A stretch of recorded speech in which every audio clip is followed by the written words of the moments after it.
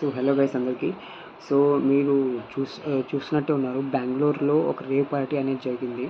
So దాంట్లో అది వాసు అనే బిజినెస్ మ్యాన్ ఆర్గనైజ్ చేశారు. సో దాంట్లో చాలామంది మన తెలుగు వాళ్ళు ఉన్నారు. సో ఏమో ఉందని చెప్తున్నారు, కానీ పోలీస్ వాళ్ళు ఉందని చెప్తున్నారు, కానీ ఏమో లేదని చెప్తుంది, పోలీస్ వాళ్ళు ఉందని చెప్తున్నారు, తెలీదు.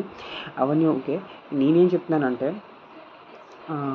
ఈ రేవ్ పార్టీస్ యాక్చువల్లీ మీరు కొడితే చాలామంది వీడియోస్ చేస్తున్నారు రేవ్ పార్టీస్ అంటే ఏంటో, మీరు అది చూడొచ్చు. కానీ నేనేం చెప్తున్నానంటే, దీంట్లో ఇట్లాంటి రేవ్ పార్టీస్ మనకి అలవాటు అయ్యేది ఎప్పుడంటే, మనం నార్మల్ ఒక ప్లెయిన్ డిన్నర్ నుంచి, ఒక నార్మల్ హోటల్లో డిన్నర్ చేసే దగ్గర నుంచి, ఒక మ్యూజిక్ బేస్డ్ హోటల్స్, ఒక అంబియన్స్ బేస్డ్ హోటల్స్, ఒక ఆర్కెస్ట్రేటెడ్ హోటల్స్, అక్కడ డ్యాన్స్ చేసే హోటల్స్, దాన్ని డెవలప్ చేసుకుంటూ వస్తాం మనం. సో అట్లా నేను అనుకుంటున్న అలవాటు అవుతుందని మనకి.